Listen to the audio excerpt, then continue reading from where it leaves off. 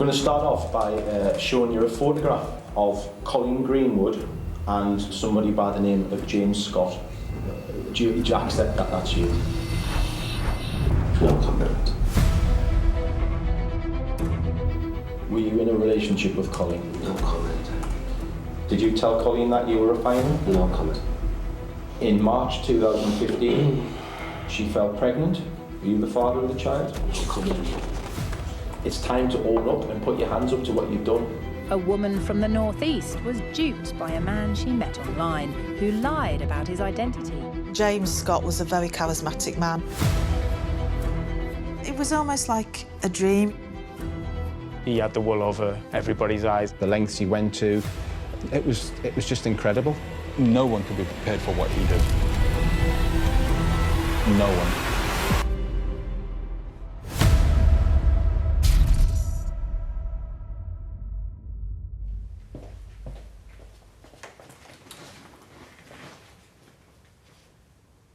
Right, okay.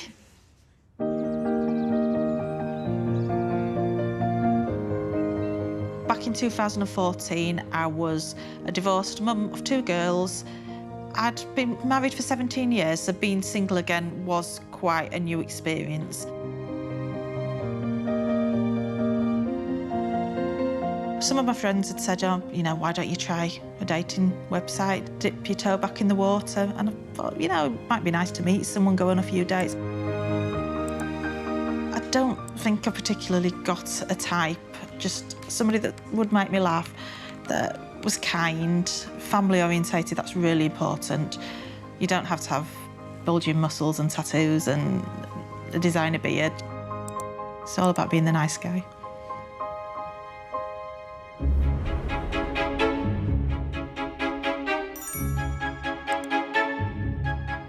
The world of dating, since I'd previously dated, had changed.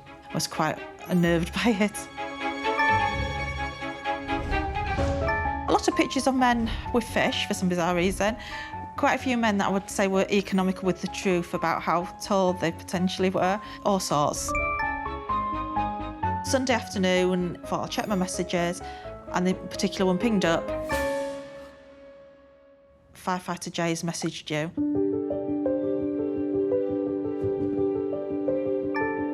Didn't have a photograph on it, but he said because of his job as a firefighter, it was frowned upon somewhat to have your pictures out there because of that job. And it sounded feasible, and as soon as I asked him for some photographs, he sent me probably 5 or 6 photos through. So, you know, there was no reason to ask for any more questions to why he hadn't. I first heard about James at work one day. Coleen just said, oh, there's this guy I've been chatting to online and he seems really nice. One afternoon at work, he messaged my phone. I asked my sister, because I worked with her, and she's like, why not? What have you got to lose?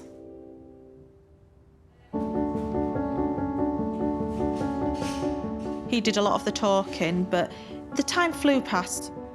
He talked a lot about his 2 daughters, a real doting father, which was a massive tick for me. You could tell he was really passionate about being a firefighter.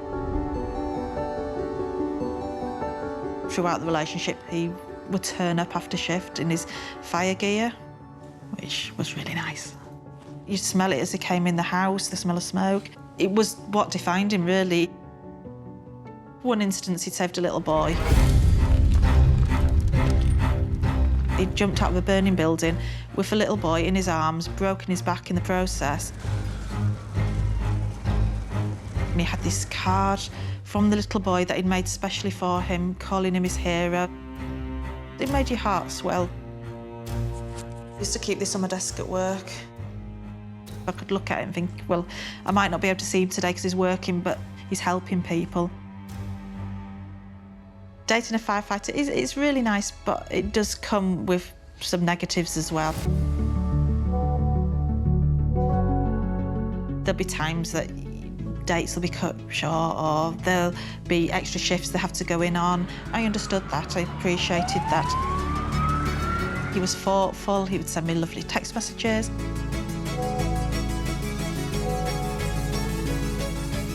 He was sweet and he was kind and he made you feel cherished. We didn't see that much of each other because his shift patterns. We didn't spend many full nights together.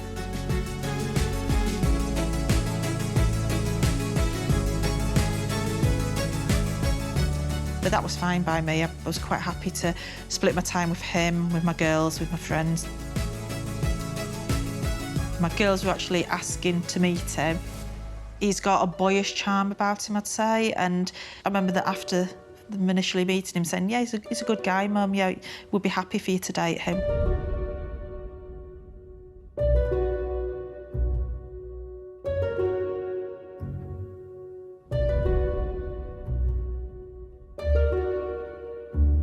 I knew a lot about his girls. I saw so many pictures. I would hear him on the phone at times to his girls, talking to them.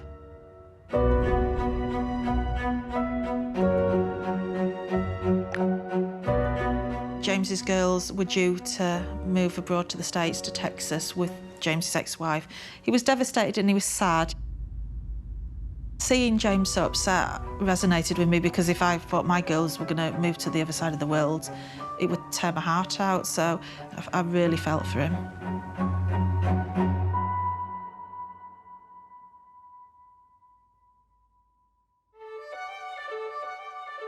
My sister and I are so close.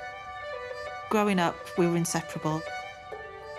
She's been with me since the womb, you know. We came into the world together and you can't get any closer than that, really.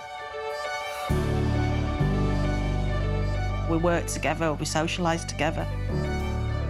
It was really important to me that Karen liked James. We went out and I took James to meet my sister and her boyfriend at the time, Ryan, who's now her husband. So the first time I met James, we were sitting having a pub quiz, and he bounded in, you know, making an entrance. Everybody turned to look. In he came, big and loud, and sat down with Karen and I. James Scott was a very charismatic man. He would go into a room and within 5 minutes, everyone would be his best friend. You couldn't help but be intoxicated by him because it was just charming. We'd been dating for a few months. He'd met my family, we were going on nice days out. At that point, I realised that I loved him and couldn't imagine him not being a big part of my life.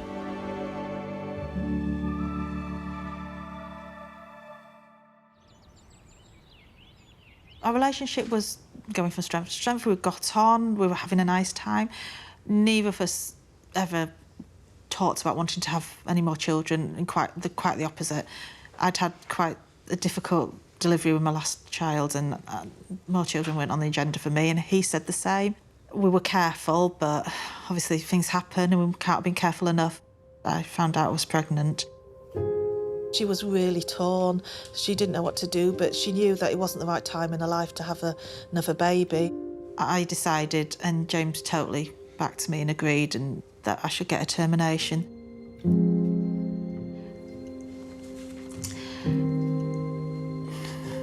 Sorry. This is the one bit that really upsets me, sorry. I'm really sorry. Sorry. I didn't think I'd do this.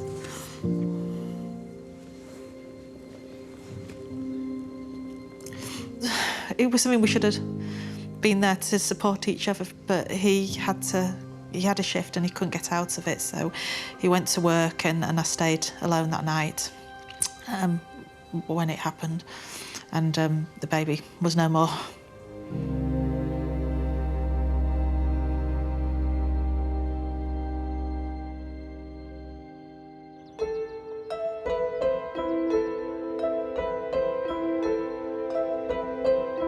After the termination, I was really fearful.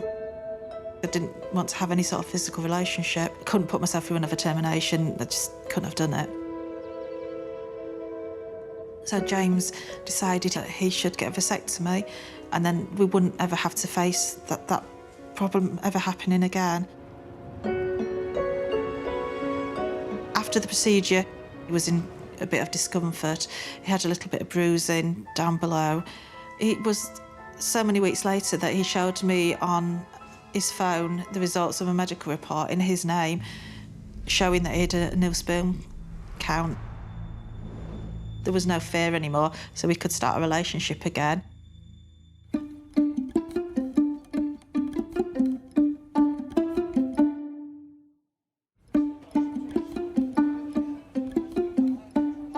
It was a lovely evening, but I just didn't feel right. I took Karen to one side and said, it sounds really stupid, but I think I might be pregnant. And she hooted with laughter. You've had a dodgy prawn in your linguine, that's all it is, don't worry about it. James went to the little Tesco's at the bottom of the street and got a pregnancy test for me. Went into the loo, did the test. Coleen came back from the toilets and she looked ashen-faced. She just looked in shock, and she sat down at the table and said, "I'm pregnant."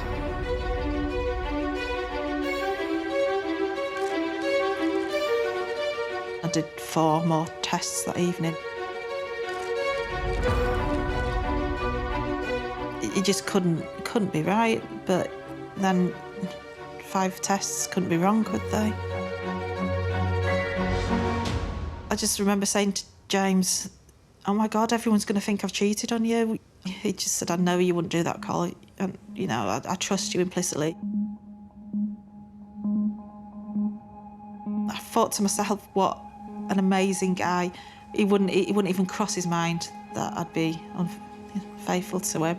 He said that everyone in so many vasectomies failed, and he went on to say that he went on to say that it was the original baby. We'd made a mistake. It was the original baby coming back because we shouldn't have done what we did. That it was a gift from God. I was 41 years old. I'd had a difficult pregnancy previously. I didn't want any more children, but I got no choice because I couldn't not go through with it. So when Coleen fell pregnant again, I thought, the vasectomy is final. What's going on here?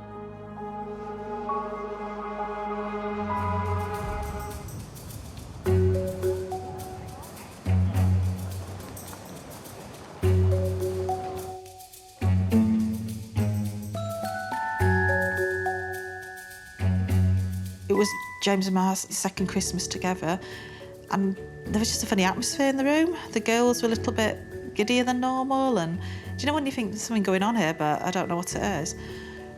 And then James is saying, "Oh, that tree looked a bit odd." And there was a little black book sitting in the branches. It said Coleen Scott's wedding diary on the front of the little book. And James turned around and looked at him and he just said, "Will you marry me?" Turned out he'd already been and spoken to my sister and my mum, and this book had the whole wedding planned, and he opened one, it would say wedding cake tasting, and there'd be one initial dress fitting and meet the wedding planner, and all the way through to marry me at this time and date at Wynyard Hall, and then the honeymoon to Vegas and the hotel we were stopping at. The whole wedding was arranged. In a family full of women, grandmother, mother, daughters, to have another man, it was a nice change. He was such a big part of our lives, we loved him, and what could be better than them getting married?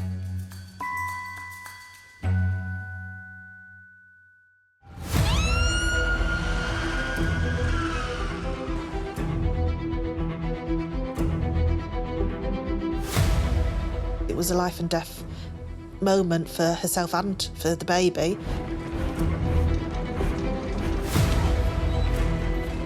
Doors were being flung open, I was being whizzed down a corridor, there's just the lights flashing past me. It's just utter chaos. I think really I was just selfishly scared I was going to lose my twin. It was just awful.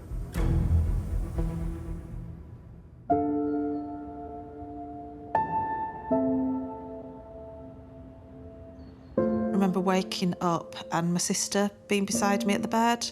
Don't know where James was at this point. The first thing I said to Karen was, "Where's my baby?" "Just calm down, he's okay. They've taken him to special care baby unit. He's going to be all right."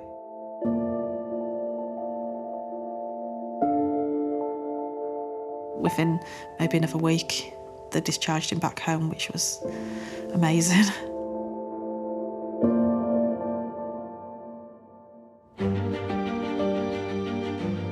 It was a really happy day when we could finally go and register Charlie's birth. Proud he was all legal and in this world and safe. Yeah, it was a fantastic day. This is actually Charlie's birth certificate, and it's got James Scott as the father, occupation firefighter. James was amazing with Charlie.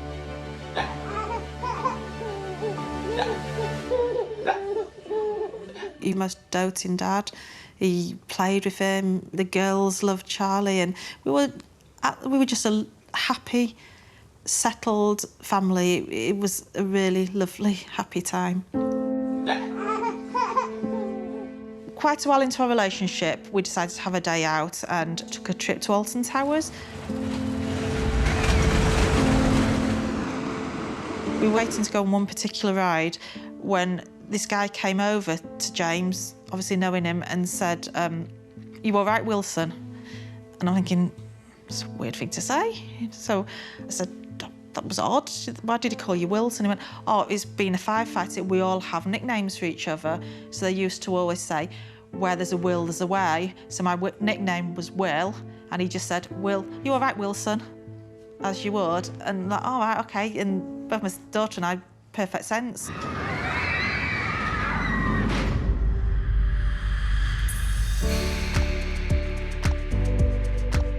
The run up to the wedding, I got swept up in the excitement of it all. James took me to meet Donna, the wedding planner. Had a big folder all about suggestions and ideas, and we discussed what I would like and how her and James would make this dream come true.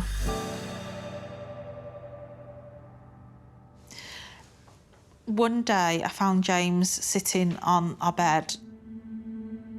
He said he'd found a lump and he was scared. We told him to make an appointment, to get it checked out.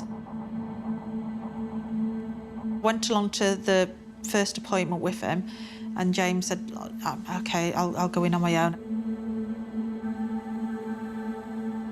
He came out of that appointment, just said that the look on the doctor's face, that he thought it wasn't going to be good news, and he just had this feeling that it was going to be cancer.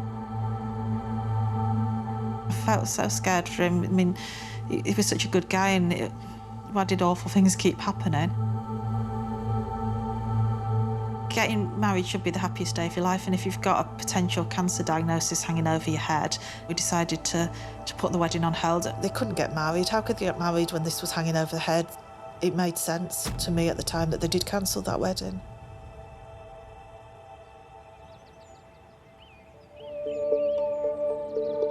He had an appointment not long afterwards at the Woodlands Hospital, and he took Charlie's godmum, Yvonne, with him, just for moral support. I was at work, so James said, "There's no point you sitting in the waiting room here," and so Yvonne agreed and went setting off. The skies had gone a bit dark, and she thought, it's going to pour down with rain, so she decided to head back to the car. And when she got back, James was sitting on the wall near the car, so she was quite surprised he was back so soon, and he was just sat scrolling on his phone. And Yvonne said, "Wow, you were quick, has your appointment been cancelled?" And he went, "Oh, no, it doesn't take long when they give you good news." It'd been a misdiagnosis that can look like a lump in the position it was at. So after that, because everything was good, James got straight back onto Donna, the wedding planner. It was all back on again. His mum, she was quite a successful sports agent. He lived in the south of France. She'd call James, and quite often he would take it on his iPad. She'd be, "Hi, Coleen, are you all right?" Not long after Charlie was born, his mum decided she would like to bequeath an early inheritance to all her children. James didn't say how much this was, but he did imply it was, generous. I didn't realise James's mum was quite as wealthy as she is, and it was a surprise to me because I didn't really know much about his mum. He was taking Coleen out for nice meals, he was taken away for weekends. There was the spa at Ramside Hall. They certainly had a lovely lifestyle. As time went on and the stories of the money, more money coming in from his mother, the days out would become more outlandish. So instead of going to watch a match in the stands, we went to hospitality suites.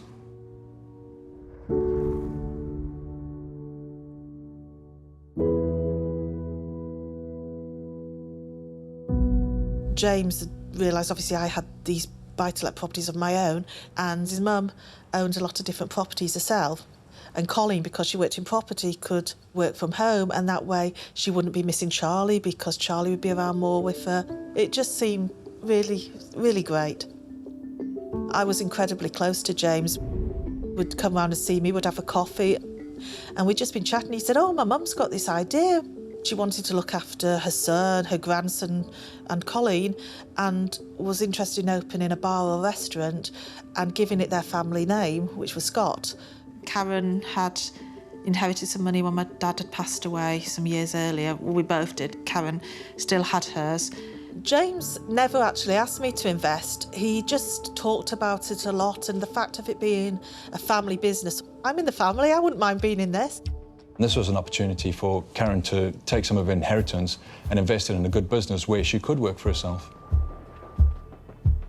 So we went to the property, we viewed it, we walked around inside, had a look, all these brilliant ideas of what it would look like and how, they'd run it, and it was just fantastic.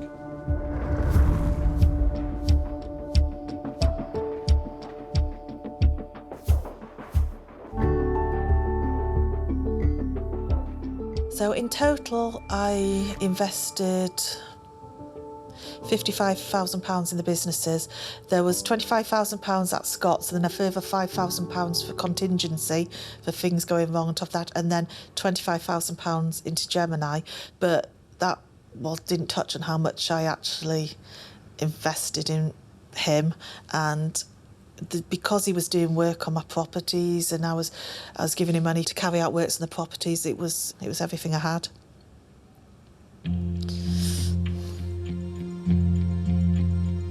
When I first met James back in 2016, I knew fairly little about him other than that he had these ambitious plans and he really wanted to give opportunities to other small local businesses. I was really excited with giving me and Media Savvy the opportunity to be part of that journey with him. Doing some work on branding and marketing stuff for other companies related to James, and also Coleen and Karen, including this Gemini Properties website and branding. Just thinking, well, if this is just the start of it, where could it go? He was a nice guy, down to earth, considering the millions he had bankrolled to do these projects. He'd approached me to do some videography work with this big, grand Newcastle Quayside project. From a couple of business meetings to all of a sudden being invited to VIP boxes for Premier League football matches and invited to his wedding. Like, I'd only met him 3 or 4 times. It was a bit surreal in many ways. With at Scott's, things were not happening as quickly as I would have liked. There always seemed to be some reason that there was problems were cropping up or things had to be cancelled. So I spoke to my sister and she was hurt, and James was he was absolutely horrified that I doubted him. I felt absolutely wretched. This is James, this is my sister's fiancé. He's part of our family, we love him, but it was all my money in the world. I had a lot invested in that. If this didn't work out, then really I was up shit creek without a paddle. I didn't even invoice James for any of the work we'd done until after significant amounts of bill had been sort of built up by that point. But it was always like, oh, the accountant's got it at hand, I'm abroad. There was always something, but it was always believable because we were still involved with all the colleagues. And at the point, we were still going to his wedding.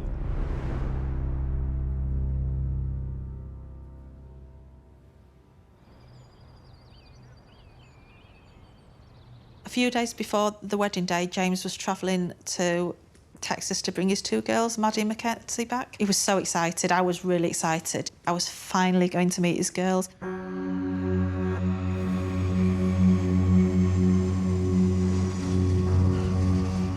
Then when he got to the States, he went quiet. Tried phoning, but his phone was always switched off. And then I thought, well, he's with his girls, he was going to be back in a couple of days. I was a bit unsettled, but not excessively worried. Then James sent her a message.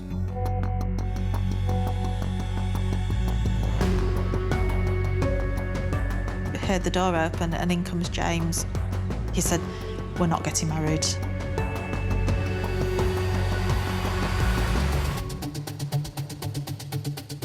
James said the wedding couldn't go ahead. I just broke down in tears. Just utter devastation. His ex-wife had just played her old tricks, just got him all the way to Texas and just refused to let the girls come back with him. So I said, well, this is awful, James, but after the wedding, we'll do a big party. We'll get the girls over then and it can make it just as special. But he was having none of it. Did at this point try and say, no, come on, this is getting silly now. We've just cancelled a wedding a couple of months ago. We can't do that to everyone, but he was adamant he couldn't get married without his daughters there. But he would get in touch with Donna, the wedding planner, the arranging of a wedding date, and when he's sure that his girls could come. And at that point, I just said, no, I'm not telling everyone that it's cancelled again.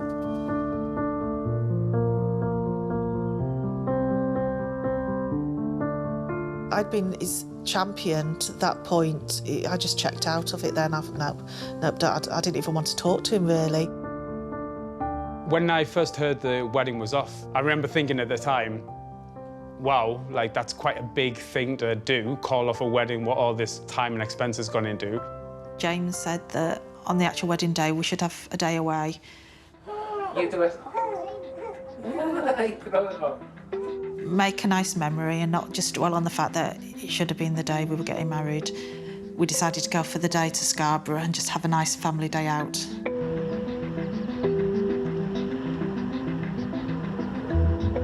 On the Saturday that they were due to get married, we had nothing to do, Ryan and I, because we'd planned to be having a wonderful day at Wynyard Hall and celebrating my sister's wedding. James had recently had a lot of boilers installed in different rental properties I owned, and I needed to check up on some maintenance issues. And when we were there, I thought, oh, I'll see this brand spanking expensive new boiler that's been installed. We looked in the boiler cupboard, and there was a boiler in there, but it looked a bit dusty. I also went around and looked at the rest of the property, and the amount that Karen had paid to James to get this work done was, a bit excessive. Ryan phoned the boiler installation company and found out that that model hadn't been in production for many years.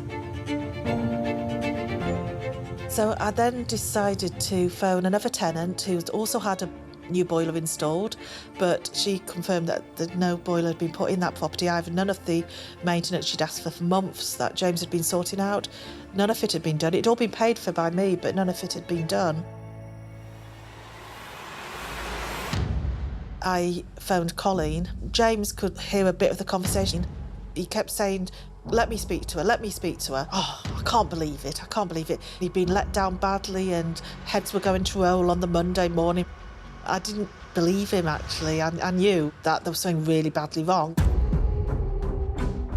I phoned Wynyard Hall where the wedding was, and I spoke to the manager. Asked, is the Scott wedding going on today?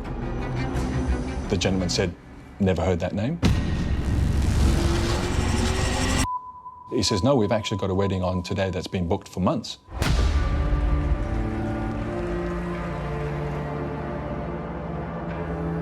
So this all started snowballing.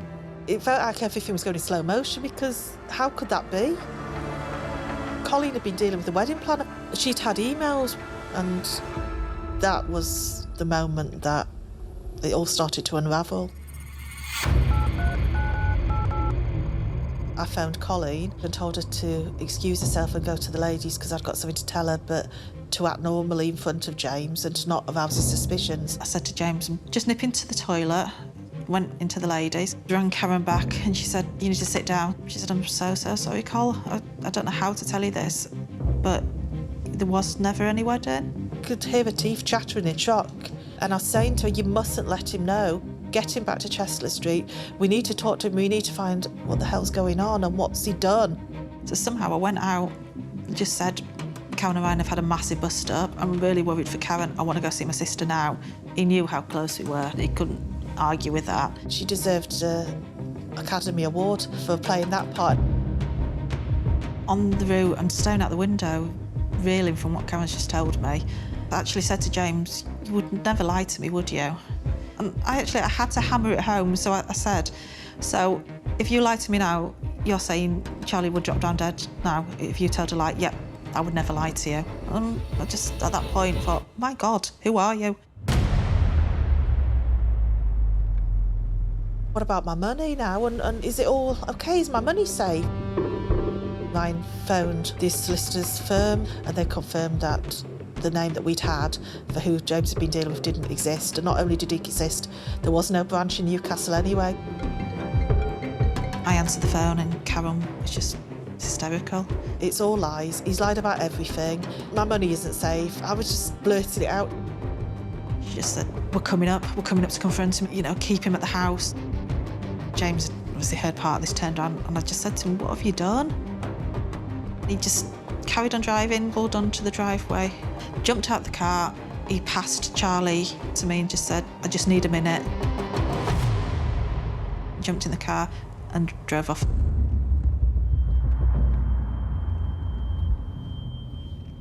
We missed him by about half a minute because just as we were driving into Coleen Street, he drove past us. And he had this cheeky little, you know, like, I've got you, I've had you. Just looked like the cat that got the cream. And this little wave was the moment that I knew beyond a shadow of a doubt that my money had gone. But the hardest bit was telling Coleen. That was heartbreaking. She looked wrecked by it. She looked so upset and so hurt, absolutely devastated. Whatever we found out from that point was going to be bad.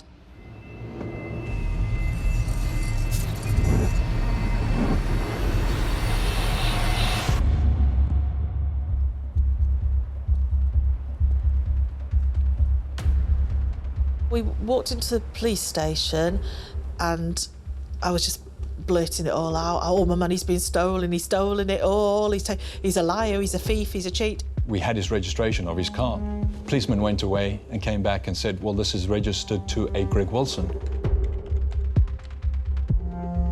Ryan and I looked at each other and said, and who is Greg Wilson? Because we'd never heard that name. And that was the tip of the iceberg.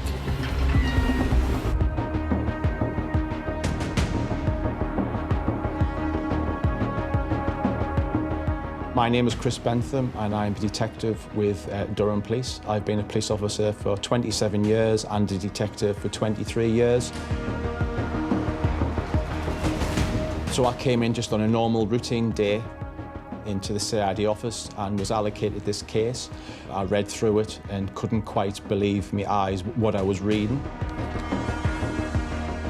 James hadn't come back at this point. He wasn't answering anybody's calls, texts. Then let's try and find out who this Greg Wilson is. Maybe he can tell us where James has gone. You go to social media first to find anybody these days, don't you? So we put in Greg Wilson. He got up a raft of different Greg Wilsons. None of them were right. My daughter Laura said, look, long shot, let's just check all the Wilsons in the Darlington area. Maybe we can find this Greg Wilson's family member or something and they can point us in the right direction. And then we found a Facebook profile.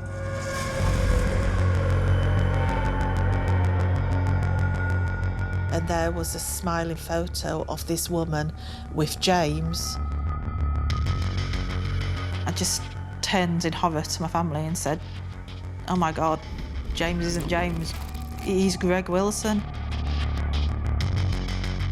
I just went into shock at that point. I just couldn't believe what I was seeing. Started to shake, just felt sick.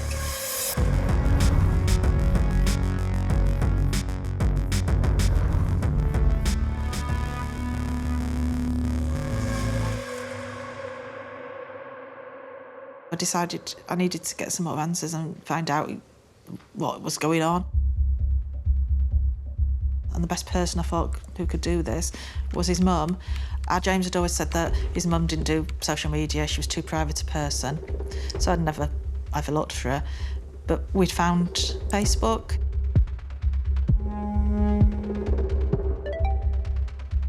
I rang the number, she answered. I said, "Just before we go any further, can I ask you one question, please? Can I ask the name of your son?"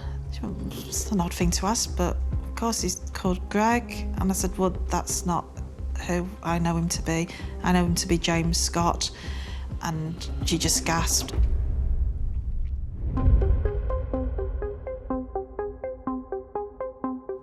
So while talking to James's mum, obviously I asked all the questions, and was he going back to his wife? Was that where he was the whole time, living this double life? Were they still together? His mum told me that he was very much still in his wife's life.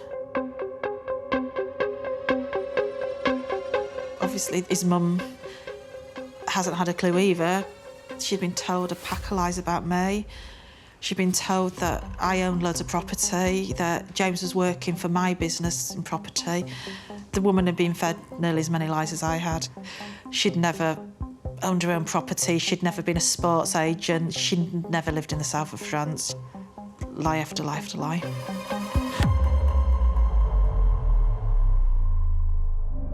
When he was working and he was doing shifts and he was away overnight, he was with his wife and his family.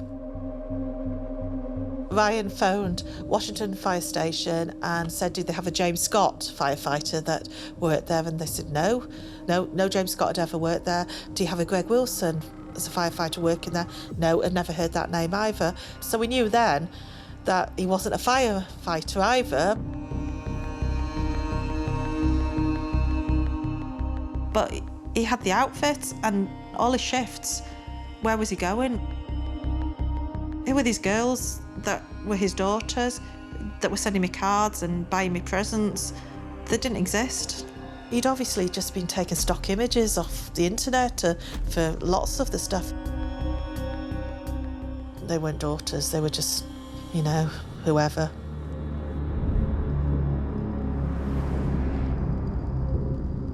If these people didn't exist, who was he talking to?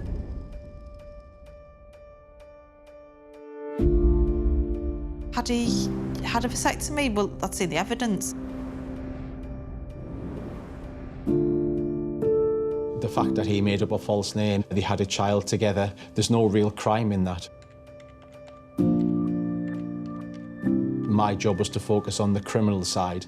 He was taking money off Coleen's sister and using it for his own purposes. When I found out that the investments I'd invested they didn't exist, and all my money had gone, it was humiliating. I might have lost every penny I had, but I just felt absolutely awful for Coleen. So I found all this out. I felt heartbroken for her. It was devastating. If it wasn't for Charlie, he was my saving grace. I had to get out of bed, I had to go through the motions. This was the card he posted from a letterbox weeks after he'd run off. He was aware at this point that I knew he wasn't James Scott and he was Greg Wilson. so he doesn't even pretend to be James Scott in this card. And it just says, "Col, I'm sorry, I do love you, and Charlie to the ends of the earth. Miss you both and love you both. Please take care. Sorry, I know my love, Princess." And then kisses again. And that was that. And this was the last correspondence that I had with James, and he's never contacted me since. Once I'd had the conversation with Detective Bentham and it became clear that we weren't going to be paid for the work we'd done, I was like really pissed off. Actually, no, he had the wool over everybody's eyes, and he's done it really well.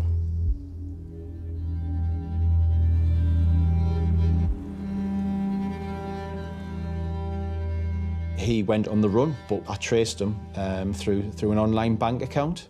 So I literally sort of flew out the office, grabbed the car keys, drove as fast as I possibly could down to where Greg Wilson was living, knocked on the door and walked in, and there he was sat there, really cool, really calm. When I told him why I was investigating, he said something along the lines of, "Yes, it was me." In all the time that he was spoken to, that's the only real admission that we got. Okay, the date is the 18th of August. What is your full name, please? Greg James Wilson.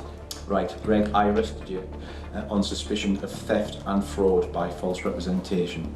So the first question is really simple. Are you responsible for that? No comment. In relation to Karen Creer, she tells me that she has paid you over the period of about 8 months in relation to businesses which you have allegedly set up. She's paid you £57,656.90 to you. Do you agree with that? No comment. Do you dispute that? No comment. Did you tell them lies about all these companies and all these things that you were doing to con them out of money? No comment. Is there anything that you can give to me that would be innocent explanation as to what you've done? No comment. You were living a lie. No comment. So when I arrested Greg Wilson, there was other people in the house, and surprisingly I discovered that one of the people was his new fiancée. He had told her that he worked at Catterick in the army, and quite often when sort of military aircraft would fly over, he would suggest that he might get called into work. Again, a complete lie. He wasn't working for the army. He wasn't even working. I think through the day he would go out like as though he was working and do what he wanted to do and come back on a tea time and suggest that he'd been to work. He was well on his way to starting another fraud.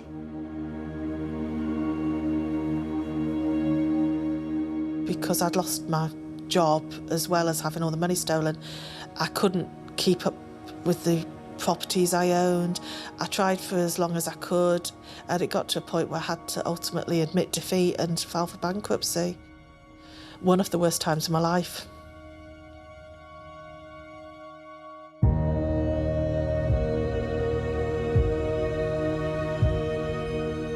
Greg Wilson waited right until the last minute to plead guilty. It's no surprise to me to do that. I'm pretty sure that he was waiting to see if Coleen and Karen really wanted to go through with it, to give evidence at court. We're nice people, and I think he counted on us being nice and being soft, and that's how we would behave, but actually we've got core of steel when it comes to it, and he wasn't going to get away that easily.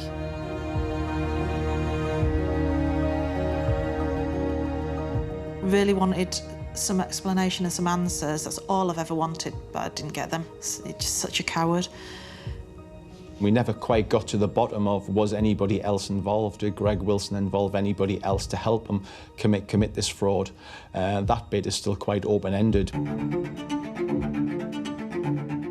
I think what he did was absolutely disgraceful, but it was... You've got to admire somebody that can keep so many balls juggling and keep track of all his lies. And if he'd only chosen to use his power for good rather than for evil, he could have conquered the world. It did take me a while to even consider meeting somebody else or having a relationship, but I did in time go on to meet a really nice man. I mean, I was awful. I made him introduce me to all his family within the first few dates, and I had to check his bank accounts and his birth certificate and his passport and meet all of his friends.